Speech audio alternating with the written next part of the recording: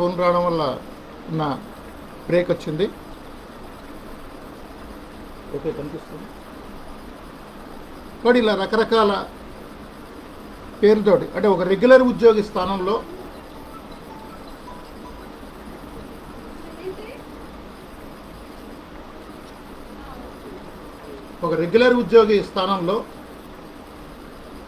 అనేక పేర్ల మీద నియామకాలు చేపట్టడం జరిగింది. ఇది అభివృద్ధిలో భాగంగా చేస్తున్నాం అనేది మన ప్రభుత్వాలు చెప్తూ ఉన్నాయి. ఇది నిజంగా అభివృద్ధి, ఇటువంటి అంశాలన్నీ కూడా మనం తెలుసుకోవాల్సిన అవసరం ఉంది. అంటే ఒకప్పుడు రెగ్యులర్ ఉద్యోగులు అయితే కనుక హక్కులు ఉండేవి. అంటే ఒక రెగ్యులర్ ఉద్యోగి అయితే కనుక పిఆర్సీ ఉంటుంది, వాళ్ళకి అవసరమైన లీవ్లు ఉంటాయి, మెడికల్ బెనిఫిట్స్ ఉంటాయి, రిటైర్ అయిన తర్వాత పెన్షన్ ఉంటుంది, ఇవన్నీ కూడా ఇటువంటి సౌకర్యాలన్నీ కూడా ఉంటాయి. కానీ ఈ విధానాలు ఏవైతే కొత్త విధానాలు లేదా సంస్కరణలు అని ఏదైతే తీసుకొచ్చారో, ఈ సంస్కరణలు మన రాష్ట్రంలో అమలు చేయడం ప్రారంభించిన తర్వాత ఈ హక్కులేవి లేని కాంట్రాక్టు, అవుట్సోర్సింగు, అట్లాగే ఇందాక చెప్పిన ఈ కేటగిరీ ఉద్యోగాలన్నీ కూడా వచ్చాయి. ఈ మొత్తంగా చూసుకుంటే కనుక ఇందాక మనం చెప్పుకున్నాం, కాంట్రాక్టు, అవుట్సోర్సింగ్ ఉద్యోగులకు 3 లక్షల మంది అయితే ఇతర కేటగిరీ ఉద్యోగులు అంటే గౌరవ వేతన ఉద్యోగం, పనిని బట్టి పారితోషికం, అట్లాగే దీంతో పాటు గెస్ట్ ఉద్యోగాలు. అంటే గెస్ట్ ఉద్యోగం అంటే ఎక్కడైనా మన ఇంటికి అతిథి వస్తే మనం వాళ్ళని జాగ్రత్తగా చూసుకుని పంపిస్తాం.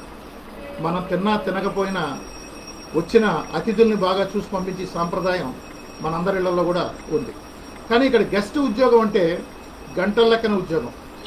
అంటే మన ప్రభుత్వ కాలేజీల్లో, డిగ్రీ కాలేజీల్లో, అలాగే మన ట్రైబల్ వెల్ఫేర్లో పనిచేసే టీచర్లు ఎవరైతే ఉన్నారో వాళ్ళందరూ కూడా గెస్ట్ టీచర్లు, గెస్ట్ లెక్చరర్లు.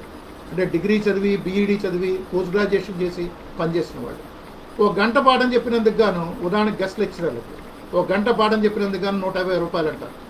అంటే అది వినడానికి చాలా బాగుంది. ఓ గంట పాఠం చెప్తే 150 రూపాయలు వస్తుంది కదా. రోజుకు ఒక 6 గంటలు చేసుకున్నా కానీ 900 రూపాయలు వస్తుంది. నెల అయ్యేటప్పటికి 25,000, 27,000 వస్తుంది, బాగానే ఉందనుకుంటారు. అంటే ఇది ఇక్కడ గంటకి 150 ఇస్తారు. అయితే ఎంతైనా పని చేయించుకో, నెల జీతం మాత్రం 9,000 రూపాయలు దాటకూడదు. ఇది అక్కడ సీలింగ్. ఇది గెస్ట్ ఉద్యోగం. అట్లాగే మిత్రుల ఉద్యోగాలు, ఇది కూడా పదం కొత్తగా ఉంది చాలామందికి. మనకి మిత్రుల ఉద్యోగాలు ఏంటి? ఎవరి మిత్రులు? అనేక డిపార్ట్మెంట్లో మిత్రుల పేరిట అతి తక్కువ వేతనాలకి పనిచేస్తుంది. ఇప్పుడు వెటనరీ డిపార్ట్మెంట్లో గోపాల మిత్రాలు, లేదా బ్యాంకు మిత్రాలు, సాధికార మిత్రాలు, అట్లాగే ఇంకా ఆరోగ్య మిత్రాలు, ఇట్లా రకరకాల పేర్ల మీద మిత్రుల ఉద్యోగాలు. అట్లాగే వాలంటీర్ల ఉద్యోగాలు ఇప్పుడు చూస్తాం. ఈ కొత్తగా మన రాష్ట్రంలో ఏర్పడిన ప్రభుత్వం కూడా వాలంటీర్లను పెద్ద ఎత్తున నియమించింది. దాదాపుగా 4 లక్షల మంది. ఎంత జీతం? నెల జీతం 8,000 రూపాయలు. అంటే కనీస వేతనాల కంటే కూడా చాలా తక్కువ. ఒక ప్రభుత్వ శాఖలో ఇచ్చే కనీస ఉద్యోగి అంటే ఒక అటెండర్ తాలూకు బేసిక్ 13,000 రూపాయలు ఉంది పాత పిఆర్సీ ప్రకారం. ఇప్పుడు కొత్త పిఆర్సీ వస్తే అది 24,000-25,000 వెళ్తుంది. అంటే ఒక క్లాస్ 4 క్యాడర్ కంటే కూడా అందులో 1/3 జీతంతో వాలంటీర్ల వ్యవస్థ. అంటే ఈ వాలంటీర్లు కూడా కలుపుకుంటే కనుక ఈ రాష్ట్రంలో ప్రభుత్వానికి సంబంధించిన పనుల్లో ఉన్నవాళ్ళు 11 లక్షల మంది. ఒక రెగ్యులర్ ఉద్యోగులు 4 లక్షలు అయితే వీళ్ళు మొత్తంగా 11 లక్షలు. అంటే 3 లక్షల కాంట్రాక్ట్ అవుట్సోర్సింగ్, ఇతర గౌరవ వేతనం, గెస్టు, మిత్రులు వీళ్ళందరూ కూడా మరొక 4 లక్షలు, మరొక 4 లక్షల వాలంటీర్లు. అంటే 11 లక్షల మంది ఈ రాష్ట్రంలో పనిచేస్తూ ఉన్నారు. అతి తక్కువ వేతనాలతో, ఎటువంటి హక్కులు లేకుండా, పని గంటలు లేకుండా. అంటే ఒకప్పుడు మనం వెట్టి అని చెప్పి మాట్లాడుకునేవాళ్ళం, వెట్టి చాకరీ అని చెప్పి బానిసలని మాట్లాడుకునేవాళ్ళం. ఇప్పుడు వీళ్ళందరూ కూడా చెప్పుకోవాలంటే 11 లక్షల మంది ఆధునిక బానిసలు లేదా ఆధునిక వెట్టి తప్ప మరొకటైతే కాదు. ఈ పని చేస్తున్నది ఎవరు? మనం ఓటేసి గెలిపిస్తున్న ప్రభుత్వాలే ఈ పని చేస్తూ ఉన్నాయి. ఇది ఇవాళ ఉన్న పరిస్థితి. పార్టీలు ఏవైనా కావచ్చు, విధానాలు మాత్రం అవే విధానాలు 90ల నుంచి కూడా కొనసాగుతున్న పరిస్థితి ఇవాళ కనిపిస్తూ ఉంది. ఎందుకు ఈ విధానాలు? దానికి మన ప్రభుత్వాలు చెప్పేది ఏంటంటే, మనం బాగా అభివృద్ధి చెందాలి. అభివృద్ధి చెందాలంటే మన దగ్గర నిధులు లేవు. మన దగ్గర నిధులు లేవు కాబట్టి మనం అప్పులు తేవాలి. అప్పులు తెచ్చి మనం అభివృద్ధి సాధించాలి. ఎక్కడి నుంచి అప్పులు తీసుకురావాలి? ఎవరు అప్పులు ఇస్తారు? ఆ అప్పులు తెచ్చి క్రమం 90ల నుంచి మన దేశంలో ప్రారంభమైంది.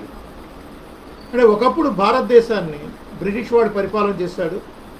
ఆ పరిపాలనకు వ్యతిరేకంగా మన పూర్వీకులందరూ కూడా 200 సంవత్సరాల పాటు పెద్ద ఎత్తున పోరాటం చేశారు. మన దేశానికి స్వాతంత్రాన్ని సంపాదించుకున్నారు. మన దేశానికి స్వాతంత్రాన్ని సంపాదించారు. అంటే ఒకప్పుడు బ్రిటిష్ వాడు నేరుగా వచ్చి మన భారతదేశాన్ని పరిపాలన చేశాడు. ఇవాళ అటువంటి పరిస్థితి ఉందా? లేదు. కాబట్టి మనలాంటి అభివృద్ధి చెందుతున్న దేశాలకి అప్పుల పేరిట మనలాంటి అభివృద్ధి చెందుతున్న దేశాలకు అప్పులు ఇచ్చి నెమ్మదిగా మన దేశ సార్వభౌమత్వాన్ని వాళ్ళ గుప్పెట్లోకి తీసుకోవడం, అభివృద్ధి చెందిన దేశాలు వాళ్ళ గుప్పెట్లోకి తీసుకోవడం, ఇది కొత్త పద్ధతి. ఈ పద్ధతి అమలు చేయడం కోసం అమెరికా లాంటి అభివృద్ధి చెందిన దేశాలు ఒక 3 రకాల సంస్థలను ఏర్పాటు చేసుకున్నారు. ఆ 3 రకాల సంస్థలు ఏంటి? ఒకటి ప్రపంచ బ్యాంకు, రెండోది ఇంటర్నేషనల్ మానిటరీ ఫండ్ అంతర్జాతీయ ద్రవ్యనిధి సంస్థ, మూడోది WTO అంతర్జాతీయ వాణిజ్య సంస్థ.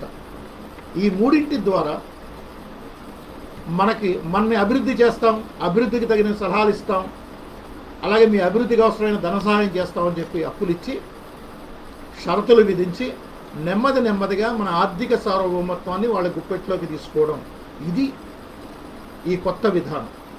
దీన్నే సంస్కరణలు అన్నారు, లేదా సరళీకరణ విధానాలు అన్నారు, లేదా ప్రపంచీకరణ విధానాలని పేరు పెట్టారు. ఈ విధానాల్ని మన రాష్ట్రంలో కూడా అమలు చేయడం ప్రారంభించారు. ఇది ఏంటి? ఏది మనకు నష్టం కలిగిస్తోంది? ఇది మనం క్లుప్తంగా మనం తెలుసుకుందాం. అంటే ఒక ప్రపంచ బ్యాంక్ చేసే పని ఏంటంటే ఒక దేశం లోపల అభివృద్ధి కార్యక్రమాలకి అప్పిస్తుంది. అంటే ప్రాజెక్టులు కట్టుకోవడానికి రుణాలు ఇస్తుంది.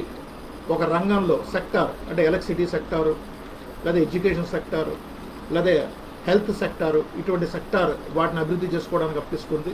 మూడో రకం రప్పు వ్యవస్థీకృత సర్దుబాటు రుణాలు, స్ట్రక్చరల్ అడ్జస్ట్మెంట్ లోన్స్ అని చెప్పి లోన్లు ఇస్తారు. ఈ మూడో రకం రుణం ఏదైతే ఉందో స్ట్రక్చరల్ అడ్జస్ట్మెంట్ లోన్కి కాంట్రాక్ట్ ఈ వాలంటీర్ ఉద్యోగాలకి లింక్ ఉంది.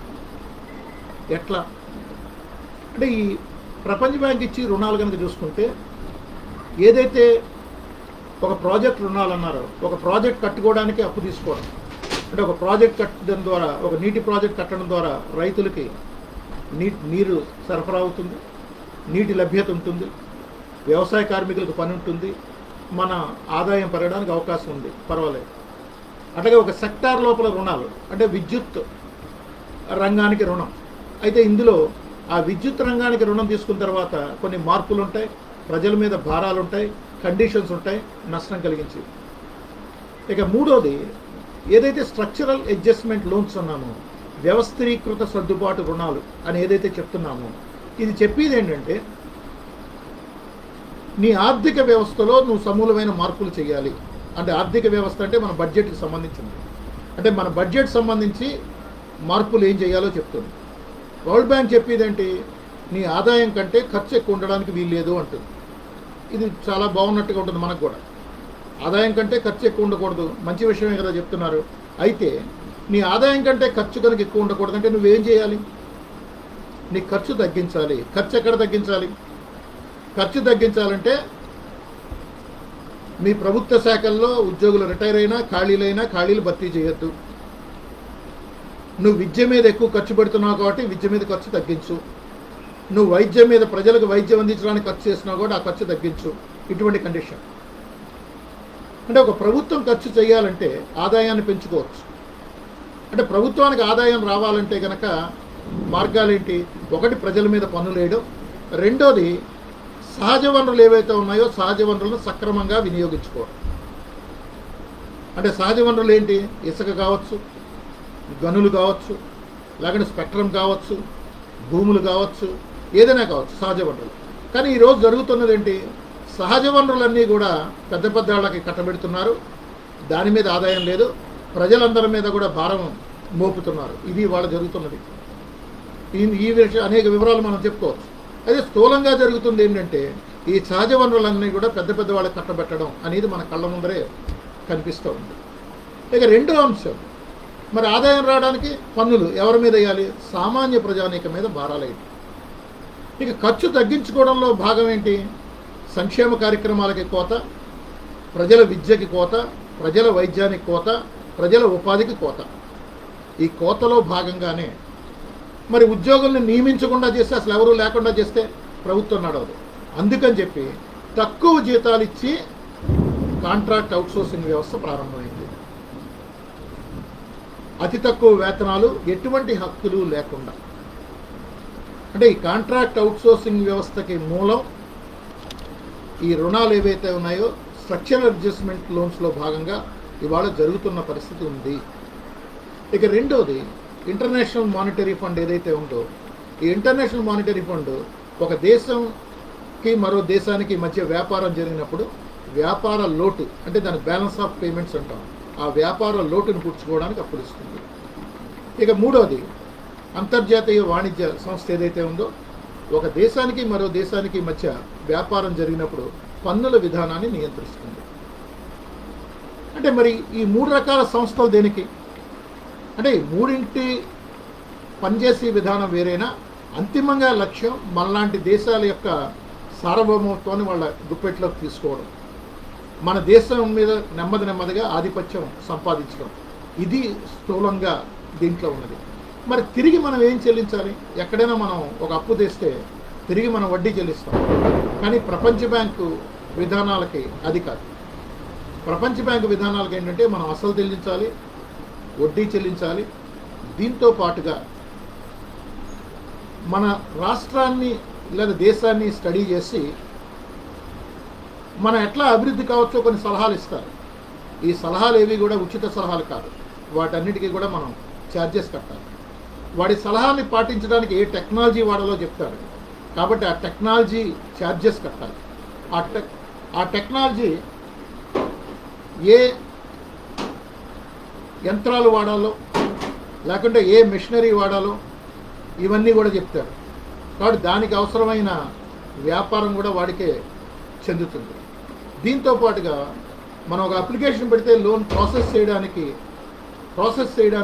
అవసరమైన విధంగా ప్రాసెసింగ్ ఛార్జెస్ కట్టాలి. దాంతోపాటు కన్సల్టేషన్ ఛార్జెస్ కట్టాలి. దీంతోపాటు చివరగా మనం సకాలంలో కనుక అప్పు తీసుకోకపోతే పెనాల్టీ కూడా కట్టాలి.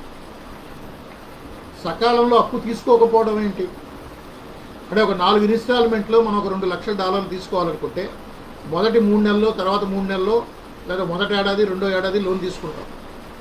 అప్పు తెచ్చుకున్నది ఇంకా ఖర్చు చేయలేదు కాబట్టి మనం మరో విడత తీసుకోవడం మనం ఒక 6 నెలల తర్వాత మేము అప్పు తీసుకుంటామంటే కుదరదు. ప్రపంచ బ్యాంకు చెప్పిన టైంకి అప్పు తీసుకోనందుకు కానీ పెనాల్టీ కూడా కట్టాలి. ఇది స్థూలంగా ఈ విధానం. కాబట్టి ఈ విధానాల పర్యవసానంగా ఏదైతే అభివృద్ధి పేరిట అప్పులు తెచ్చి, అప్పుల పేరిట ఈ షరతుల్లో భాగంగా ప్రజల మీద భారాలు వేయడం, రెగ్యులర్ ఉద్యోగాల స్థానంలో కాంట్రాక్టు, అవుట్సోర్సింగు, గౌరవ వేతనం, అతిథి ఉద్యోగం, డైలీ వేజీ, లేకుంటే పార్ట్ టైం కాంట్రాక్టు, వాలంటీర్లు, మిత్రులు, ఇట్లా అనేక రకాల పేర్ల మీద నియామకాలు సాగుతూ ఉన్నాయి. ఇది ఈ రోజున్న స్థితి. అంటే ఈ స్థితిలో దాదాపు 3 లక్షల మంది ఉద్యోగులు రాష్ట్రంలో పనిచేస్తూ ఉన్నారు. కేంద్రంలో చూసుకున్నా కానీ అదే పరిస్థితి. కేంద్రంగా సెంట్రల్ గవర్నమెంట్గా చూసుకుంటే కనుక దాదాపు 40 లక్షల మంది ఉద్యోగులు. కేంద్ర ప్రభుత్వంలో చూసుకున్నా కానీ ఈ 40 లక్షల మంది ఉద్యోగుల్లో ఇప్పటికే 10 లక్షలు తగ్గిపోయిన పరిస్థితి వాళ్ళకి కనిపిస్తోంది. ఒక రైల్వే లాంటి చోట ప్రైవేటీకరణ విధానాలు వచ్చిన తర్వాత 12.5 లక్షల మంది ఉద్యోగుల్ని కుదించి ప్రయత్నంలో ఉన్నారు. మరో 2.5 లక్షల ఖాళీలు ఉన్నాయి. ఇది ఇవాళ కేంద్రంలో కూడా అనేక డిపార్ట్మెంట్లో ఈ కాంట్రాక్ట్ వ్యవస్థని అనేక డిపార్ట్మెంట్లో తీసుకొచ్చారు. వేతనాలు తక్కువ వేతనాలతోటి హక్కులు లేకుండా కూడా ఈ వ్యవస్థ వచ్చింది. అంటే మన ఉపాధి మీద ఈ విధానాలు ఒక పర్మనెంట్, ఒక ఉద్యోగ భద్రత ఉన్న ఉద్యోగాల నుంచి ఎటువంటి భద్రత లేని ఉద్యోగాలు పెరిగాయి. మరి పెరిగిన క్రమంలో ఈ ఉద్యోగులు ఎదుర్కొంటున్న సమస్యలు ఏంటి, ఎక్కడెక్కడ ఏ డిపార్ట్మెంట్లో ఉన్న పరిస్థితి ఏంటి, ఇది మనం తెలుసుకుందాం. ఇవాళ పెద్ద ఎత్తున కోవిడ్ గత 2.5 నెలలుగా మనం చూస్తూ ఉన్నాం. ఈ కోవిడ్ విధుల్లో అనేక డిపార్ట్మెంట్లో ఉన్న ఉద్యోగులు పనిచేస్తూ ఉన్నారు, మనందరూ కూడా తెలుసు. అదే పనిచేస్తున్న ఉద్యోగుల్లో ఎక్కువ ఉద్యోగులు ఎవరు? ఎటువంటి హక్కులు లేని తక్కువ వేతనాలు తీసుకుంటున్న కాంట్రాక్టు లేదా అవుట్సోర్సింగ్ ఉద్యోగం. ఇవాళ వైద్య ఆరోగ్య శాఖ తీసుకుంటే కనుక దాదాపుగా 40,000 మంది ఆశా వర్కర్లు పనిచేస్తూ ఉన్నారు. నెల వేతనం కేవలం 10,000 రూపాయలు. ఇవాళ ఇంటింటికి తిరిగినా సర్వే చేసినా ఆశాలే. అట్లాగే వాళ్ళతో పాటు తిరుగుతున్న ఏఎన్ఎంలు ఉన్నారు, వైద్య ఆరోగ్య శాఖకు సంబంధించిన ఏఎన్ఎంలు ఉన్నారు. అట్లాగే హాస్పిటల్కి వెళ్తే ట్రీట్మెంట్ ఇచ్చే నర్సులు, రెగ్యులర్ నర్సుల కంటే కూడా కాంట్రాక్ట్ నర్సుల సంఖ్య ఇవాళ ఎక్కువగా ఉన్న పరిస్థితి. డాక్టర్లు కూడా ఎక్కువ మందే.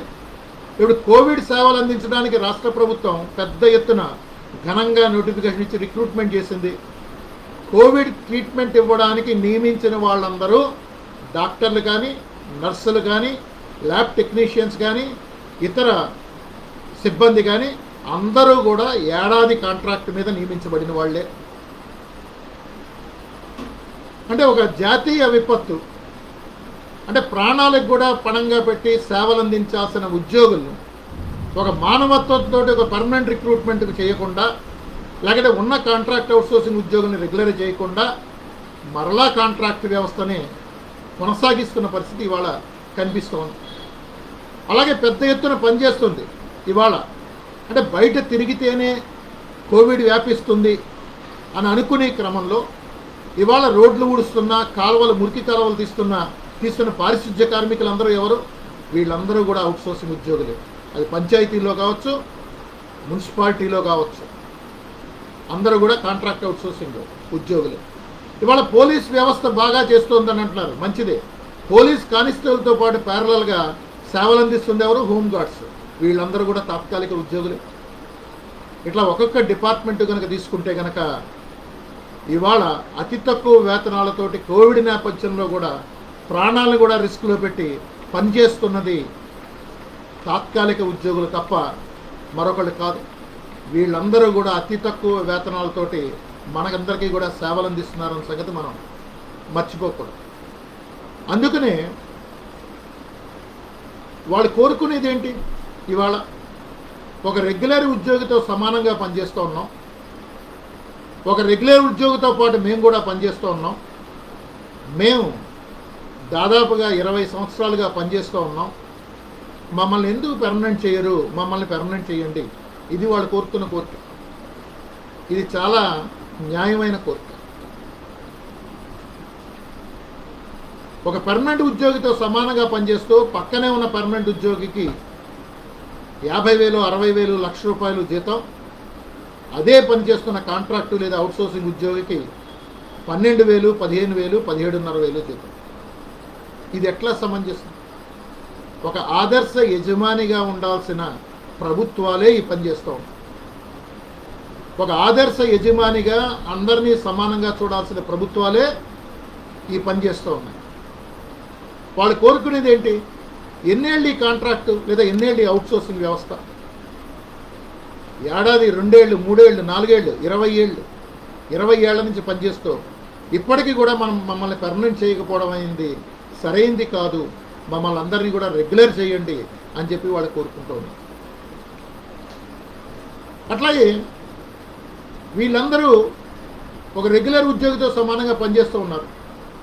రెగ్యులర్ ఉద్యోగి వర్తించి సెలవులు కానీ, లీవులు కానీ వీళ్ళకి వర్తింపు చేయటం లేదు. ఇటీవల కాలం దాకా ఒక ఉద్యోగి చనిపోతే, విధి నిర్వహణలోనే చనిపోతే, కాంట్రాక్ట్ అవుట్సోర్సింగ్ ఉద్యోగికి వాళ్ళ కుటుంబం రోడ్డున పడడం తప్ప మరొక మార్గం లేదు. ఎటువంటి ప్రమాద బీమా లేని పరిస్థితి. ఈ మధ్యనే ఒక జీవో ఇచ్చారు. అంటే గత ప్రభుత్వం వెళ్ళిపోయి ముందర చివరిలో ఇచ్చింది ఒక జీవో. అంటే ఎవరన్నా కాంట్రాక్టు లేదా అవుట్సోర్సింగ్ ఉద్యోగి చనిపోతే న్యాచురల్ డెత్ అయితే 2 లక్షలు, యాక్సిడెంటల్ డెత్ అయితే 5 లక్షలు అని జీవో ఇచ్చారు. ఇంకా జీవో అనేక డిపార్ట్మెంట్లో అమలు కాని పరిస్థితి ఉంది. ఒక రెగ్యులర్ ఉద్యోగి చనిపోతే వాళ్ళకి అవసరమైన అనేక బెనిఫిట్స్ వస్తాయి. ఫ్యామిలీకి పెన్షన్ వస్తుంది, కాంపాషనేట్ అపాయింట్మెంట్ వస్తుంది. ఇక్కడ 20 ఏళ్ళు, 30 ఏళ్ళు పనిచేసినా కానీ పనిచేసి చనిపోతే వాళ్ళ కుటుంబం రోడ్డున పడడం తప్ప మరొకట్లేదు. ఎంత అమానవీయంగా ప్రభుత్వాలు ఆలోచిస్తున్నాయి. అలాగే మెటర్నిటీ లీవ్ రెగ్యులర్ ఉద్యోగికి అయితే 180 రోజులు జీతంతో కూడిన మెటర్నిటీ లీవ్. అంతకు ముందర 120 రోజులు. ఇటీవల కాలం దాకా జీవో వచ్చింది, ఇంకా అన్ని డిపార్ట్మెంట్లు అమలు కావాలి. ఇటీవల కాలం దాకా అంటే మొదట్లో అయితే దాదాపు ఒక 5-6 సంవత్సరాలు కంటిన్యూస్గా పోరాడగా మాత్రమే 120 రోజులు జీతం లేని మెటర్నిటీ లీవ్. దాదాపు 20 ఏళ్ల తర్వాత ఈ మధ్యనే వీళ్ళకు కూడా 180 రోజులు జీతంతో కూడిన మెటర్నిటీ లీవ్ని వర్తింపజేస్తూ ప్రభుత్వం ఆదేశాలు ఇచ్చింది. అంటే ఒక మెటర్నిటీ లీవ్ అంటే ప్రసూతి సెలవు ఇవ్వడానికి కూడా ఈ ప్రభుత్వాలకి 20 సంవత్సరాలు పట్టింది. 20 సంవత్సరాలు పట్టింది. ఇది ఇవాళ వస్తుంది. అంటే చిన్న శానిటేషన్ ఉద్యోగం దగ్గర నుంచి, పారిశుధ్య కార్మికుల నుంచి మనకి విద్యుత్ సరఫరా చేయాలంటే ఇవాళ విద్యుత్ సంస్థలో 25,000 మంది పనిచేస్తూ ఉన్నారు అవుట్సోర్సింగ్ ఉద్యోగులు. మెడికల్ అండ్ హెల్త్లోనే 32,000 మందికి పైగా ఉద్యోగులు పనిచేస్తూ ఉన్నారు.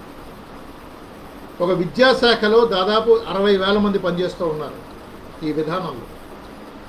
అలాగే సాంఘిక సంక్షేమ శాఖలో, అలాగే బీసీ సంక్షేమ శాఖలో, అలాగే గిరిజన సంక్షేమ శాఖలో, ఆ హాస్టల్స్లో, స్కూళ్ళల్లో అందరూ కూడా అవుట్సోర్సింగ్ పద్ధతినే పనిచేస్తున్న పరిస్థితి ఉంది. అంటే ప్రధానంగా విద్య, వైద్యం ఈ 2 రంగాల్లోనే 1,00,000 మందికి పైగా ఇవాళ కాంట్రాక్టు లేదా అవుట్సోర్సింగ్ ఉద్యోగులు పనిచేస్తూ ఉన్నారు. ఈ రాష్ట్రంలోని వివిధ ప్రభుత్వ పథకాలు ఏవైతే ఉన్నాయో ఈ పథకాల్లో 1,00,000 మంది దాకా పనిచేస్తూ ఉన్నారు. అలాగే ప్రభుత్వ రంగ సంస్థలు ఏవైతే ఉన్నాయో ప్రభుత్వ రంగ సంస్థల్లో 50,000 మందికి పైగా పనిచేస్తూ ఉన్నారు. అట్లాగే స్థానిక సంస్థలు, ఇతర డిపార్ట్మెంట్లు వీటన్నిటిలో కూడా కలిపి కాంట్రాక్ట్ అవుట్సోర్సింగ్ ఉద్యోగులుగా దాదాపుగా 3,00,000 మందికి పనిచేస్తున్న పరిస్థితి ఉంది. అంటే ఎక్కడైనా ప్రమాదంలో చనిపోయినా కానీ పట్టించుకునే పరిస్థితి లేదు. వాళ్ళ కుటుంబం రోడ్డున పడినా కానీ పట్టించుకునే పరిస్థితి లేని స్థితి ఉంది. ఇది ఉపాధికి సంబంధించి. మరి ఉపాధి ఎటువంటి ప్రభావం చూపిస్తుంది? అలాగే ఈ ఉద్యోగులు ఎదుర్కొంటున్న మరి సమస్యలు అంటే ఉద్యోగులుగా పర్మనెంట్ రిక్రూట్మెంట్ లేకపోవడం ఒక పద్ధతి. ఈ కాంట్రాక్టు లేదా అవుట్సోర్సింగ్ ఉద్యోగులందరినీ కూడా రెగ్యులర్ చేస్తామని చెప్పి 2005 నుంచి ఎలక్షన్ మేనిఫెస్టోలో పెట్టి ఈ రోజుకు కూడా చెయ్యకపోవడం. అంటే ఒక 10% మందిని ఒక మొదటి 5 ఏళ్లలో 2004 నుంచి 5 ఏళ్లలో చేశారు. మిగిలిన వాళ్ళందరినీ కూడా ప్రతి ఎలక్షన్ మేనిఫెస్టోలోనూ కూడా కాంట్రాక్టు లేదా అవుట్సోర్సింగ్ ఉద్యోగుల్ని పర్మనెంట్ చేస్తామని చెప్పడం, అది చేయకపోవడం. గత ప్రభుత్వంగా తెలుగుదేశం ప్రభుత్వ హయాంలో కూడా అదే, ఒక్కళ్ళు కూడా పర్మనెంట్ అయిన పరిస్థితి లేదు. ఇది ఇవాళన్న స్థితి. అంటే ఎన్నికల్లో హామీలు అయిన తర్వాత అమలు చేయకపోవడం, ఇది ఒక పరిపాటిగా నడుస్తున్న పరిస్థితి కనిపిస్తోంది. అంటే పని చేయడానికి రోజుకు 10 గంటలు 12 గంటలు పనిచేయడానికి కావాలి, సెలవు రోజైనా పనిచేయాలి, జీతం వచ్చినా రాకపోయినా పనిచేయాలి. కానీ ఎందుకు పనిచేస్తూ ఉన్నారు? ఏ రోజుకైనా పర్మనెంట్ అవుతారన్న ఒకే ఒక్క ఆశతోటి ఈ ఉద్యోగులందరూ కూడా పనిచేస్తూ ఉన్నారు. వాళ్ళని పర్మనెంట్ చేయకపోగా అనేక పద్ధతుల్లో, రకరకాల పద్ధతుల్లో నియామకాలు కొనసాగుతూనే ఉన్న స్థితి ఉంది. అన్నిటి ఈరోజు కాంట్రాక్టు లేదా అవుట్సోర్సింగ్ ఉద్యోగులు లేని ఏ ఆఫీస్ కానీ, ఏ స్కూల్ కానీ, లేదా ఏ హాస్పిటల్ కానీ లేని స్థితి ఇవాళ నెలకొంది. ప్రతి చోట కూడా కాంట్రాక్ట్ అవుట్సోర్సింగ్ వ్యవస్థ ఒక దుర్మార్గమైన వ్యవస్థ. అంటే ఒక రకంగా చెప్పాలంటే ఒక బానిస వ్యవస్థ, వెట్టి వ్యవస్థ ఈ రోజుకి కూడా అఫీషియల్గానే కొనసాగుతున్న పరిస్థితి కనిపిస్తోంది. ఇది ఉపాధి మీద ఉన్న ప్రభావం. మరి ఈ ఉద్యోగాల్లో దేంట్లో భాగంగా ప్రభుత్వాల అభివృద్ధి పేరిట తీసుకొచ్చిన వరల్డ్ బ్యాంక్ విధానాలనింది, సంస్కరణలనింది, లేదంటే సరళీకృత ఆర్థిక విధానాలనింది, ఈ విధానాల్లో భాగంగా వీళ్ళందరూ కూడా నియమించబడ్డారు. ఈ నియామకాల వల్ల ఏంటి? ఒకటి, పనిచేస్తున్న ఉద్యోగులు ఎవరికి కూడా భద్రత లేకపోవడం, ఎప్పటిదాకా ఇలా కొనసాగుతుందో తెలియని ఒక అనిశ్చిత పరిస్థితి, ఒక ఒత్తిడితోటి, టెన్షన్ తోటి కూడిన జీవితం. ఒక పక్క పిల్లల్ని చదివించుకోవాలన్నా, వైద్యం చేయించుకోవాలన్నా ఖర్చులు విపరీతంగా పెరిగిన పరిస్థితి, దానికి తగ్గట్టుగా వేతనాలు లేని పరిస్థితి. ఈ స్థితిలో ఈ రాష్ట్రంలో, మన రాష్ట్రంలో కాంట్రాక్ట్ అవుట్సోర్సింగ్ ఉద్యోగులు కొనసాగుతూ ఉన్నారు. ఇప్పటిదాకా ప్రభుత్వ రంగంలో రిజర్వేషన్స్ అమలవుతూ ఉన్నాయి. అంటే ప్రభుత్వ రంగం అనేది ఉంటే ప్రభుత్వ రంగంలో సామాజిక న్యాయం అమలవడానికి అవకాశం ఉంది, రిజర్వేషన్స్ అమలవడానికి అవకాశం ఉంది. అది ప్రభుత్వ శాఖల్లో కావచ్చు, ప్రభుత్వ రంగ సంస్థల్లో కావచ్చు. అంటే ప్రభుత్వ రంగ సంస్థలు అంటే కేంద్ర ప్రభుత్వ రంగ సంస్థలు, అట్లాగే రాష్ట్ర ప్రభుత్వ రంగ సంస్థలు. ఇవాళ విధానాలు ఎట్లా ఉన్నాయి? రెగ్యులర్ రిక్రూట్మెంట్ చేయరు, ప్రభుత్వ రంగ సంస్థల్ని ఒకటొకటిగా కారు చౌకగా ప్రైవేట్ వాళ్ళకి అమ్మేస్తారు, నియామకాలు ఉండవు. ఇక రెగ్యులర్ నియామకాలు లేకపోయిన తర్వాత ఇక రిజర్వేషన్లు ఎక్కడ అమలవుతాయి? ఇవాళ ఆ పరిస్థితి కూడా ఉంది. అంటే హైకోర్టు ఒక ఆర్డర్ ఇచ్చినా, కాంట్రాక్టు అవుట్సోర్సింగ్ నియామకాల్లో కూడా రూల్ ఆఫ్ రిజర్వేషన్ పాటించాలని ఆర్డర్ ఇచ్చినా అది ఎక్కడ అమలమైందో ఎక్కడ అమలు కాలేదో కూడా తెలియని పరిస్థితిలో ఇవాళ ఉంది. అంటే 20 ఏళ్ళుగా పనిచేయించుకుంటూ కనీసం ఉద్యోగుల తాలూకు లిస్టులు కూడా లేని పరిస్థితి ఇవాళ కేంద్ర రాష్ట్ర ప్రభుత్వం దగ్గర ఉంది. ఈ రాష్ట్రంలో గత వారం రోజులుగా మనం ప్రహసనం చూస్తూ ఉన్నాం. ఉద్యోగుల లిస్టులు, వాళ్ళ సోషల్ గ్రూపులు, వాళ్ళ క్వాలిఫికేషన్లు అన్నీ అప్లోడ్ చేయండి, సిఎస్ దగ్గర మీటింగు, రెగ్యులరైజేషన్ మీద లేదా కాంట్రాక్ట్ ఉద్యోగుల మీద ఒక విధానాన్ని ప్రకటించుతాం, మేము చర్చించాలి అని చెప్తూ ఉంటే కనుక ఈరోజు కూడా లిస్టులే. అంటే 20 ఏళ్ల పాటు పనిచేయించుకుని కనీసం లిస్టులు లేని కూడా, అంటే వీళ్ళు ఎవరున్నారో ఎవరు పనిచేస్తున్నారో కూడా తెలుసుకోలేని స్థితిలో ఇవాళ ప్రభుత్వ యంత్రాంగం ఉందంటే మనం ఏమనుకోవాలి దీన్ని? అంటే ఈ వ్యవస్థ వచ్చిన తర్వాత, ఈ సంస్కరణలు, సరళీకృత ఆర్థిక విధానాలు వచ్చిన తర్వాత ఈ వ్యవస్థ వల్ల ఎక్కువ నష్టపోతుంది వివిధ సామాజిక వర్గాలు. ఏదైతే సామాజిక న్యాయం అని చెప్పుకుంటున్నామో అది అమలు కాని పరిస్థితి ఇవాళ కనిపిస్తూ ఉంది. అది ఎక్కడ కూడా అమలవుతున్న పరిస్థితి లేదు. ఇవాళ సామాజిక న్యాయానికి ఒక తీవ్ర ప్రమాదం ఏర్పడిన పరిస్థితి కూడా ఈ విధానాల వల్ల వచ్చాయి. అంటే ప్రైవేటీకరణ విధానాలు ఏదైతే ఈ అవుట్సోర్సింగ్ విధానాలు, ప్రైవేటీకరణ విధానాలు తెచ్చారో, ఈ విధానాల మూలంగా రిజర్వేషన్స్ ప్రయోజనం ఏదైతే ఉందో ఈ ప్రయోజనం దెబ్బతింటోంది.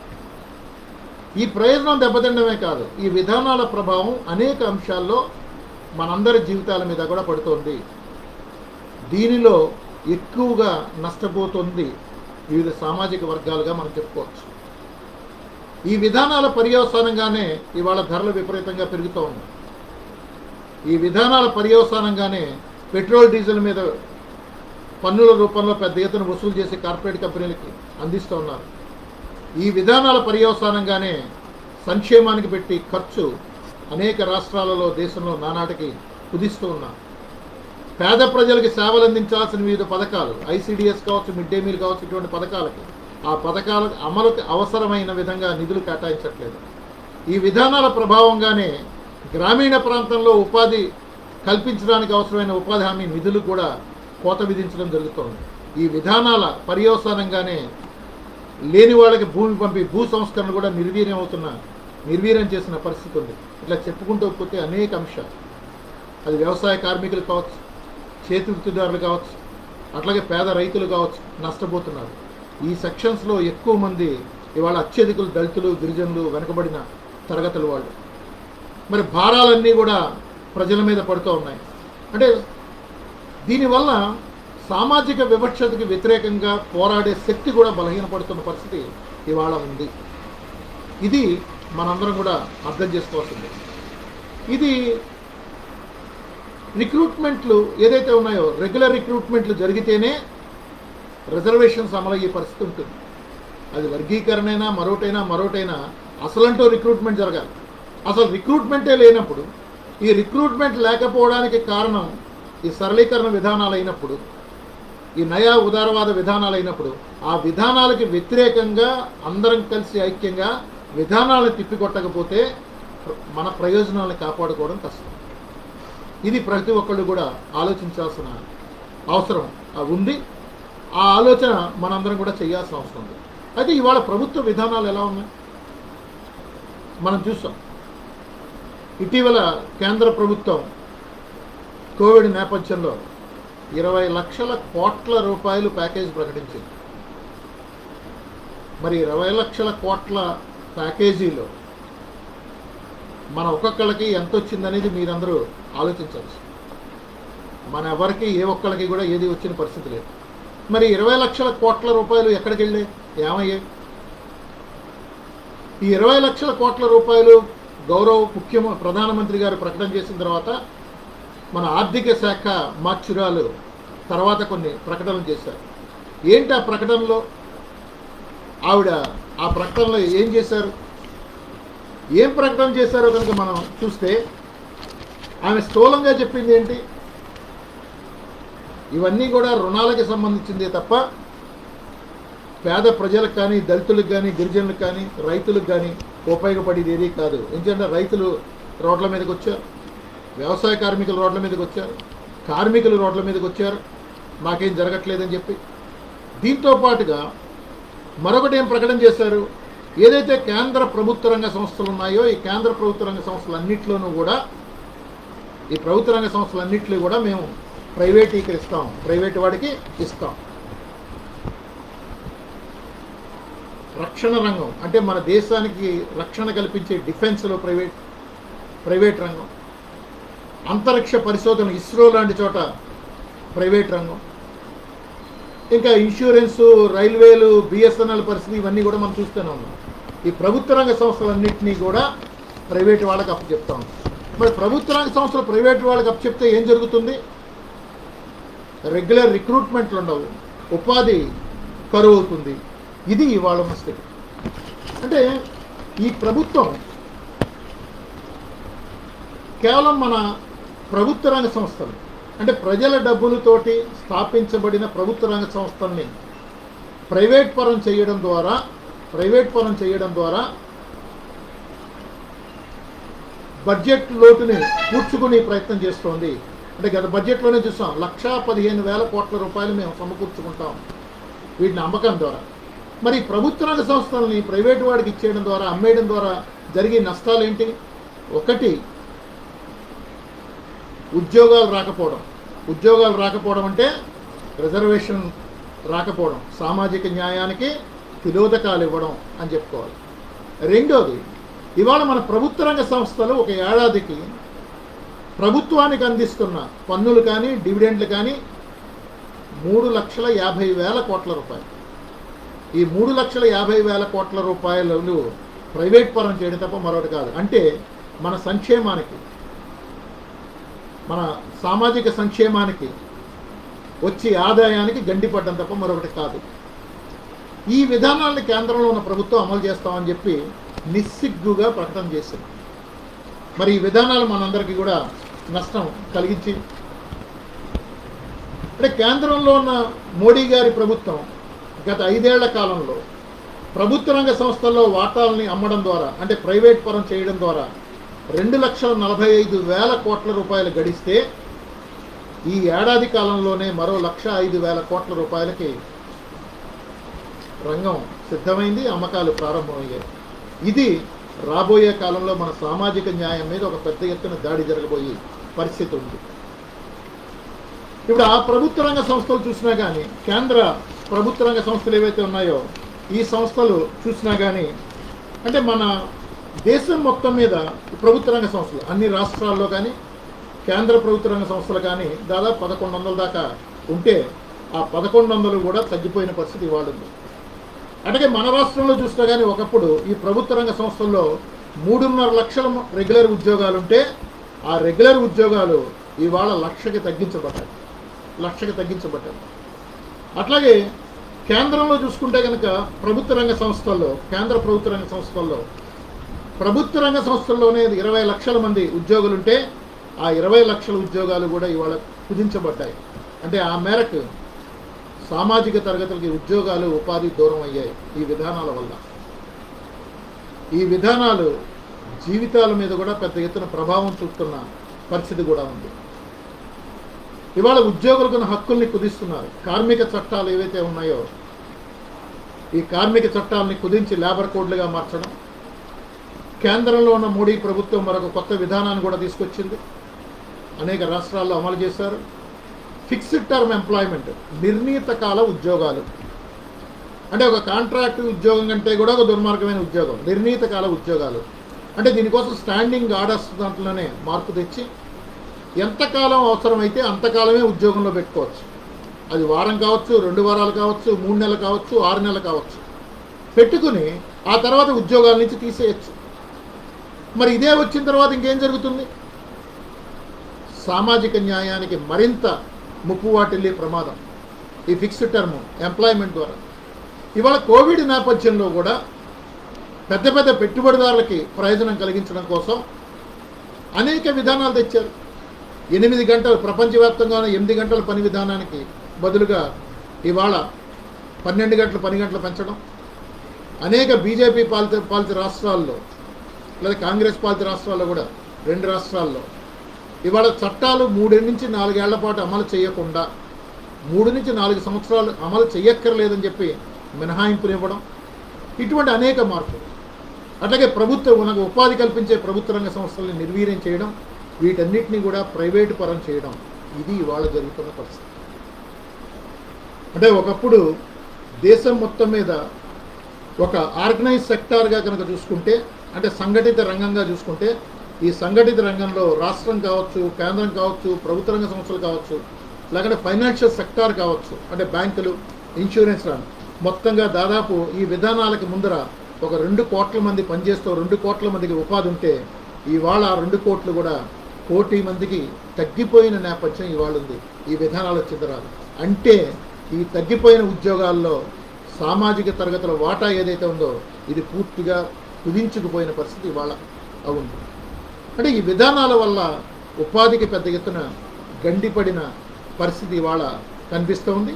కాబట్టి ఈ విధానాలకు వ్యతిరేకంగా అందరూ కూడా ఐక్యం అవ్వాల్సిన పరిస్థితి ఇవాళ ఉంది. ఈ విధానాలకు వ్యతిరేకంగా అంటే ఒక పక్క సామాజిక న్యాయం కోసం ఈ అణిచివేతకు వ్యతిరేకంగా చేసి ఆందోళనలు, పోరాటాలు, లేకపోతే వినతి పత్రాలు ఏవైనా కానీ వీటితో పాటుగా ఈ అణిచివేతకు వ్యతిరేకంగా జరిగే స్ట్రగుల్తో పాటుగా ఈ విధానాలకు వ్యతిరేకంగా కూడా మనందరం కూడా పోరాటం చేయాల్సిన అవసరం ఉంది, ఆందోళన నిర్వహించాల్సిన అవసరం ఉంది. వినతి పత్రాల ద్వారా సమస్య పరిష్కారం అయితే మంచిదే. మరి వినతి పత్రాల ద్వారా సమస్య పరిష్కారం కాని పరిస్థితి కనుక ఉంటే కనుక ఈ విధానాలకు వ్యతిరేకంగా పెద్ద ఎత్తున ఆందోళన నిర్వహించడం తప్ప మరో మార్గం లేదు. అటువంటి దానికి అందరూ కూడా సంసిద్ధం కావాల్సిన అవసరం ఉంది. మరి ఈ విధానాల ప్రభావం కేవలం ఉపాధి మీదే పడుతుందా? ఈ విధానాల పర్యవసానం మన రాష్ట్రంలో ఏ ఏ అంశాల మీద పడుతోంది? కొన్ని అయిన అంశాలు మనం తెలుసుకోవాల్సిన అవసరం ఉంది. విద్యారంగానికి, విద్యకి సంబంధించి ఇవాళ పిల్లల్ని చదివించుకోవాలంటే కనుక వేల రూపాయలు వెచ్చిస్తే కానీ చదువుకోలేని పరిస్థితి ఇవాళ ఏర్పడుతుంది. విద్యా రంగాన్ని మొత్తాన్ని కార్పొరేట్ కంపెనీలకు అప్పచెప్పారు. చైనా కంపెనీలు, చైతన్య కావచ్చు, నారాయణ కావచ్చు, ఇతర ప్రైవేట్ కంపెనీలు కావచ్చు, వేల రూపాయల ఫీజు రీఎంబర్స్మెంట్ ఉన్నా కానీ అదనంగా డబ్బులు చెల్లిస్తే కానీ చదువు దొరకని పరిస్థితి ఇవాళ కనపడుతూ ఉంది. అనేక విద్యా సంస్థల్లో ఉన్న పరిస్థితి, అదనంగా వసూలు చేస్తున్న పరిస్థితి కూడా ఇవాళ కనిపిస్తూ ఉంది. మరి ఒకప్పుడు కేవలం ప్రభుత్వ విద్య ఉన్న స్థానంలో ఇదంతా ఎలా వచ్చింది? అంటే ఈ విధానాలు వచ్చిన తర్వాత, విద్య మీద ఖర్చు తగ్గించాలనే విధానాలు వచ్చిన తర్వాత, ఆ విధానాల్ని గత 20 ఏళ్ల కాలంలో, 25 ఏళ్ల కాలంలో ఎవరెవరైతే అధికారంలో ఉన్నారో, ఏ పార్టీలు అయితే అధికారంలో ఉన్నాయో వాళ్ళందరూ తెచ్చిన విధానాలు ఏంటి? మొట్టమొదటి 90ల నుంచి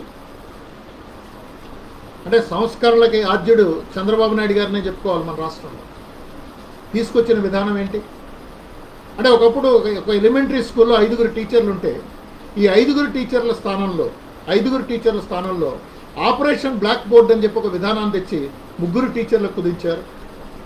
ఈ ముగ్గురు టీచర్ల స్థానంలో మల్టీ టాస్కింగ్ టీచింగ్ మెథడ్స్ అని చెప్పి ఇద్దరు కుదించారు, ఇద్దరు టీచర్లు.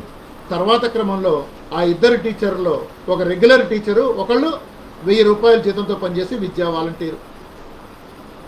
మరి ఈ విధంగా విద్యని నిర్వీర్యం చేసిన పరిస్థితి. అలాగే ఒకప్పుడు ఒక హై స్కూల్లో ఒక కాలేజ్, ఒక జూనియర్ కాలేజ్ ఉంటే కనుక అక్కడ ఒక ప్రైవేట్ కాలేజీ పెట్టాలంటే కనుక ఆ ప్రిన్సిపాల్ నో అబ్జెక్షన్ సర్టిఫికేట్ ఇవ్వాలి. గత సంవత్సరం నా కాలేజీలో ఇంతమంది అప్లికేషన్ పెట్టుకున్నారు, మేము సీట్ ఇవ్వలేకపోయాం, ఇంతమందికి ఇవ్వలేకపోయాం, కాబట్టి ఈ ప్రాంతంలో మరో ప్రైవేట్ కాలేజ్ వచ్చినా పర్వాలేదు అని ఒక ఎన్ఓసి ఇచ్చే పద్ధతి ఉండేది. ఇవాళ పరిస్థితి ఏంటి? అది ఏదీ లేకుండా ప్రైవేట్ కాలేజీలు ఎక్కడికెక్కడ పుట్టగొడుగులా వచ్చిన పరిస్థితి.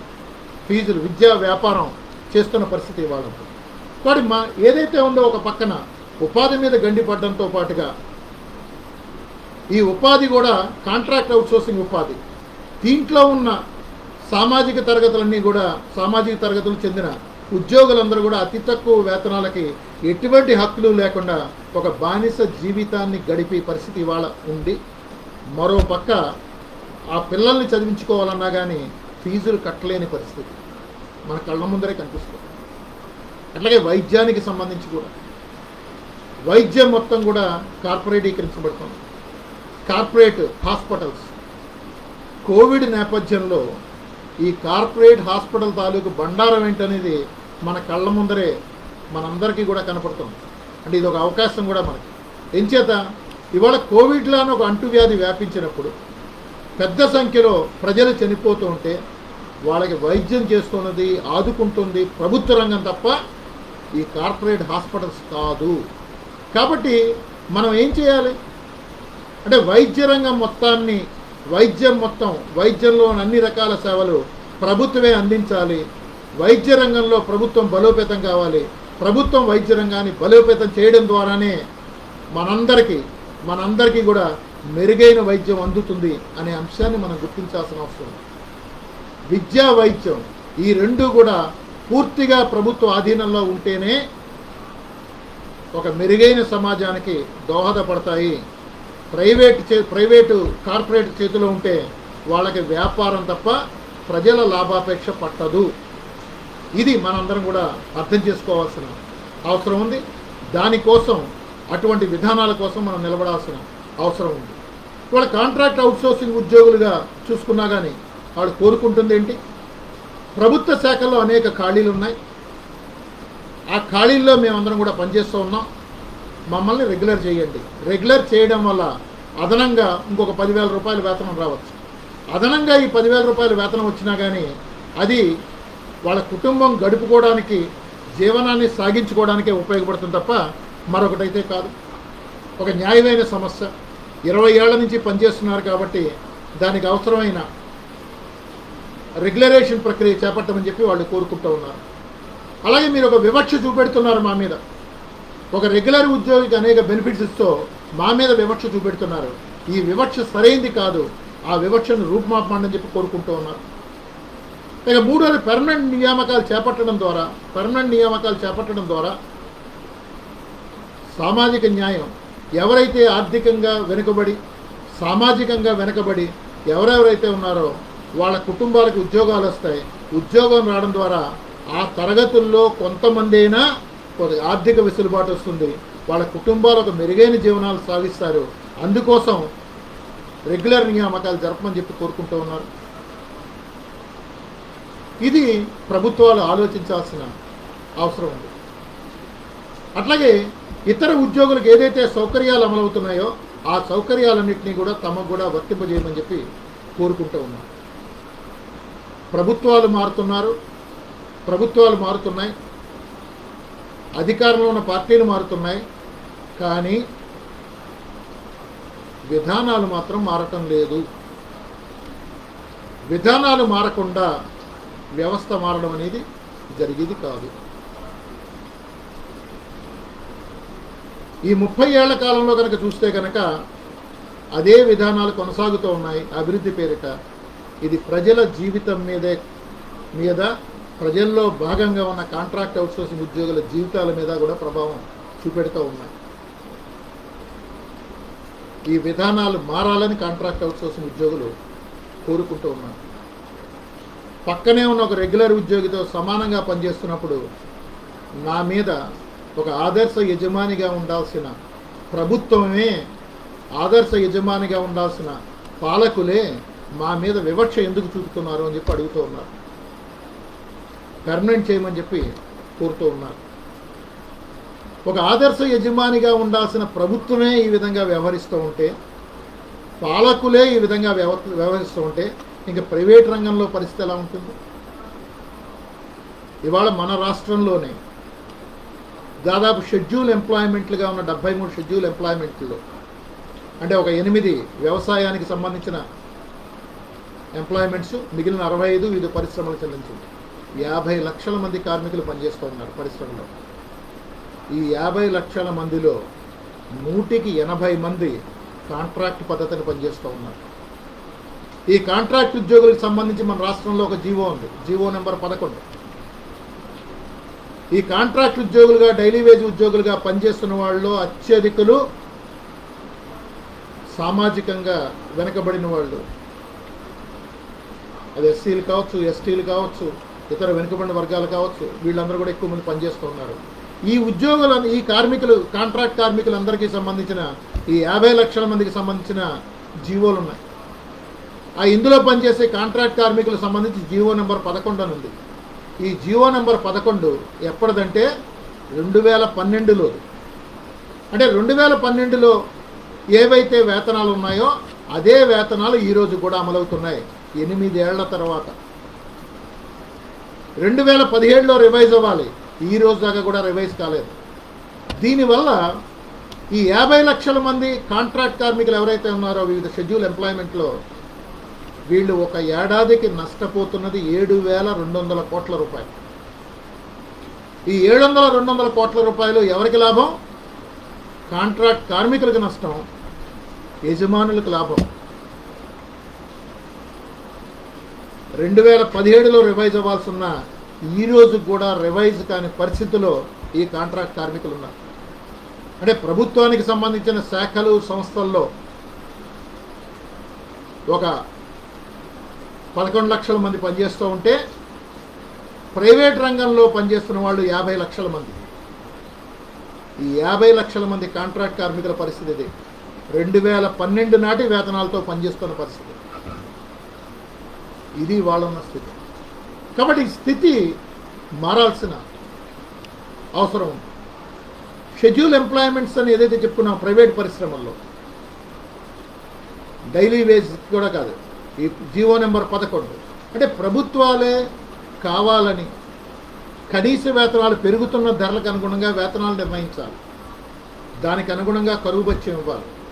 అది ఏదీ కూడా లేకుండా 2012 నాటి వేతనాలతో ఇవాళ ప్రైవేటు పరిశ్రమల్లో పనిచేయించుకుంటూ ఉంటే, వాళ్ళ యజమానులు అలా పనిచేయించుకోవడానికి ప్రభుత్వాలే సహకరిస్తూ ఉంటే, దీనికి వ్యతిరేకంగా అందరూ కలిసి కొట్లాడడం తప్ప వేరే మార్గం లేదు. ఇది ఈరోజున్న ఆ స్థితి. దీని మీద అనేక రకాల ఆందోళనలు AP state government contract and outsourcing ఉద్యోగులుగా నిర్వహిస్తున్నాం. కొన్ని డిపార్ట్మెంట్లో, అంటే టూరిజం లాంటి చోట, అరకు, పాడేరు ప్రాంతంలో ఉన్న ట్రైబల్స్ అందరూ కూడా పెద్ద ఎత్తున ఆ యూనిట్ గేట్లకి తాళాలేసి రోడ్ల మీదకి వచ్చి సమ్మె నిర్వహించడం ద్వారా రెగ్యులర్ ఉద్యోగులతో సమానంగా వేతనాలు పెంచుకునే పరిస్థితి ఉంది. అలాగే కొన్ని డిపార్ట్మెంట్లో గతంలో, చెప్పగా 2004 ప్రాంతంలో దాదాపుగా ఒక 7-8 వేల మంది ఉద్యోగులు, ఆ తర్వాత క్రమంలో మొత్తంగా చూసుకుంటే ఒక 15-16 వేల మంది ఉద్యోగులు రెగ్యులర్ ఉద్యోగాలు సాధించుకునే పరిస్థితి ఉంది. ఇటీవల జరిగిన వార్డు గ్రామ సచివాలయాల ఉద్యోగుల్లో కూడా ఎవరైతే వైద్య ఆరోగ్య శాఖలో ఇతర డిపార్ట్మెంట్లో ఉన్నారో వీళ్ళందరూ కూడా దాదాపుగా ఒక 22 వేల మంది కాంట్రాక్టు లేదా అవుట్సోర్సింగ్ ఉద్యోగులు ఈ ఉద్యోగాలు వెయిటేజ్తో సాధించుకున్న పరిస్థితి, పోరాటాల ద్వారా సాధించుకున్న పరిస్థితి ఉంది. అట్లాగే ఎవరన్నా చనిపోతే మట్టి ఖర్చులు కావచ్చు, లేకుంటే కనుక పిఎఫ్, ఈఎస్ఐ లాంటివి కావచ్చు, అట్లాగే చనిపోతే బెనిఫిట్ కావచ్చు, ఇటువంటివన్నీ కూడా పోరాటాల ద్వారానే, కొన్నేనా ఫలితాలని పోరాటాల ద్వారానే సాధించుకున్నారు. అదే ఒక రెగ్యులరైజేషన్, అందరినీ రెగ్యులర్ చేయాలనేది, రెగ్యులరేషన్ లాంటిది ఇంకా జరగాల్సిన అవసరం ఉంది. దానికోసం భవిష్యత్ కాలంలో కార్యక్రమాలు నిర్వహించాలని చెప్పి కాంట్రాక్ట్ అవుట్సోర్సింగ్ ఉద్యోగుల ఫెడరేషన్ భావిస్తూ ఉంది. కాబట్టి అటువంటి దానికి కూడా మీరందరూ కూడా మద్దతు తెలపాల్సిందిగా కోరుతున్నాం. ఇవాళ పరిస్థితి కనుక చూస్తే కనుక ఈ విధానాలు ఏవైతే ఉన్నాయో ఈ విధానాలు అమలు చేయడం వల్ల పెద్ద ఎత్తున ఉద్యోగుల్లో, కాంట్రాక్ట్ అవుట్సోర్సింగ్ ఉద్యోగుల్లో, ఇతర గౌరవ వేతన ఉద్యోగుల్లో, ఈ ఉద్యోగులందరిలో కూడా అసంతృప్తి పెరుగుతున్న పరిస్థితి ఉంది.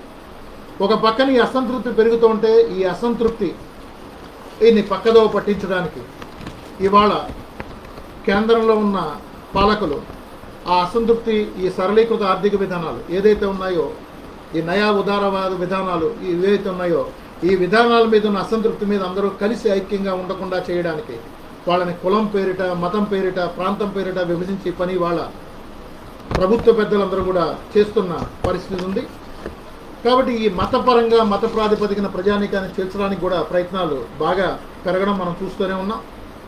అలాగే ఈ పక్కన మతం పేరిట రెచ్చగొట్టడం అనేక అంశాలు మనం చూస్తూనే ఉన్నాం. అలాగే దళితుల మీద దాడులు ఏ విధంగా పెరిగాయి, గతంలో జరిగాయి, ఏ విధంగా పెరుగుతున్నాయని చూస్తూ ఉన్నాం. ఇవాళ గతంలో మనకి రాజ్యాంగం కల్పించిన హక్కులకు కూడా తూట్లు పొడిచే విధంగా విధానాలు తీసుకురావడం, అసలు ఈ రిజర్వేషన్లే ఉండకూడదని చెప్పి ప్రచారంలో పెట్టడం, మాట్లాడడం, ఆర్ఎస్ఎస్ లాంటి శక్తులు మాట్లాడడం, ఇవన్నీ కూడా మనం చూస్తూనే ఉన్నాం. ఈ రిజర్వేషన్కు వ్యతిరేకంగా మాట్లాడడం కూడా చూస్తూ ఉన్నాం. కోర్టు తీర్పులు కూడా కొంత గతంలో మనకున్న హక్కులకి భిన్నంగా కూడా వస్తున్న పరిస్థితి కూడా ఉంది. సో ఇటువంటి స్థితిలో మనం సామాజిక న్యాయం కోసం నిలబడ్డం అంటే, లేదా సామాజిక న్యాయం కోసం సామాజిక న్యాయాన్ని సాధించుకోవడం అంటే ఇటువంటి విధానాలకు వ్యతిరేకంగా పోరాటం చేయడం, ఇటువంటి విధానాలకు వ్యతిరేకంగా అందరం నిలబడ్డం. ఇవాళ మతం పేరు చెప్పి ఐక్యం కాకుండా ఈ అసంతృప్తిని పక్కదోవ పట్టించడానికి ఈ విధానాల పట్ల అందరం కూడా అప్రమత్తంగా ఉండాలి. మనం చూస్తాం ఇవాళ పౌరసత్వం, జాతీయ పౌరసత్వం పేరిట ఏ విధంగా మత ప్రాతిపదికన సమాజాన్ని చేర్చడానికి ప్రయత్నాలు జరిగాయో మనం చూసాం. కోవిడ్ నేపథ్యంలో కూడా దీన్ని ఎట్లా ఉపయోగించుకున్నారో కూడా మనం చూస్తూనే ఉన్నాం. ఇవాళ ఇటువంటి స్థితిలో సామాజిక న్యాయం కోసం రాజీ లేకుండా మనం నిలబడుతూనే, కుల అణిచివేతకి వ్యతిరేకంగా నిలబడుతూనే ఈ విధానాలు ఏదైతే ఉన్నాయో, ఈ ఆర్థిక విధానాలు ఏవైతే ఉన్నాయో, ప్రపంచ బ్యాంకు విధానాలు ఏవైతే ఉన్నాయో, ఈ విధానాలకు వ్యతిరేకంగా మనం పెద్ద ఎత్తున రాబోయే కాలంలో మనం పోరాటాలు చేయాల్సిన అవసరం ఉంది. అందరం కలిసి ఐక్యంగా ఉద్యమించాల్సిన అవసరం ఉంది. దాని ద్వారానే ఈ కాంట్రాక్ట్ అవుట్సోర్సింగ్ వ్యవస్థని మార్పు చేసుకోవడం కానీ, రెగ్యులరైజేషన్ సాధించుకోవడం కానీ, ఒక రెగ్యులర్ నియామకాలు అంటే ప్రైవేటీకరణ విధానాలను వ్యతిరేకించడం ద్వారా రెగ్యులర్ నియామకాలు చేపట్టాలని చెప్పి ఆందోళనలు కానీ, ఖాళీలన్నింటినీ కూడా ఏదైతే బ్యాక్లాగ్ వేకెన్సీలు ఉన్నాయో, ఇవాళ బ్యాక్లాగ్ వేకెన్సీలని కూడా దాదాపు 1,16,000 పోస్టులను రద్దు చేసిన పరిస్థితి ఇవాళ ఉంది. కాబట్టి అటువంటి బ్యాక్లాగ్ పోస్టులన్నింటినీ కూడా భర్తీ చేయాలి అని ఆందోళన కానీ, వీటన్నిటినీ కూడా మనం చేపట్టాల్సిన అవసరం ఉంది. అటువంటి ప్రయత్నం మనందరం కూడా చేయాలని చెప్పి కోరుతూ, AP state government contract outsourcing ఉద్యోగుల ఫెడరేషన్గా మేము చేయబోయే కార్యక్రమాలకి మీ అందరి మద్దతుని కూడా కోరుకుంటూ సెలవు మిత్రులారా.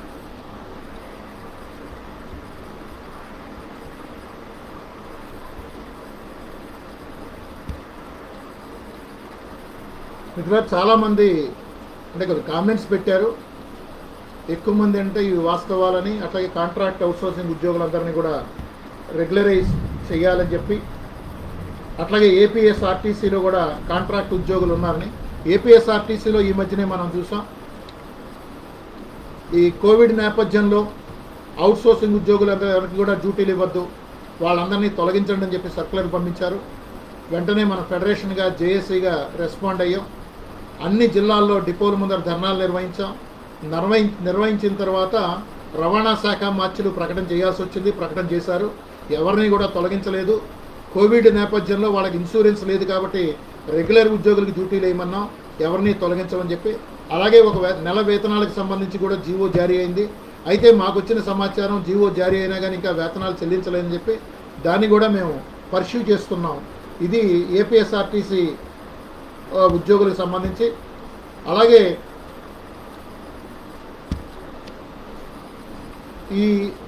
ఇది ఐక్య పోరాటాల ద్వారా సాధించుకోవాలని చెప్పి ఒక కామెంట్ పెట్టారు. వాస్తవం ఇది. ఇవాళ ఈ విధానాల ప్రభావం అందరి మీద కూడా పడుతోంది. ఈ విధానాలకు వ్యతిరేకంగా మనం నిలబడాల్సిన అవసరం ఉంది. ఒక పక్క కుల పీడన, మరో పక్క ఆర్థిక పీడన, ఈ రెండింటి మీద కూడా కలిపి మన యాక్టివిటీస్ని కొనసాగించాల్సిన అవసరం ఉంది మిత్రులారా.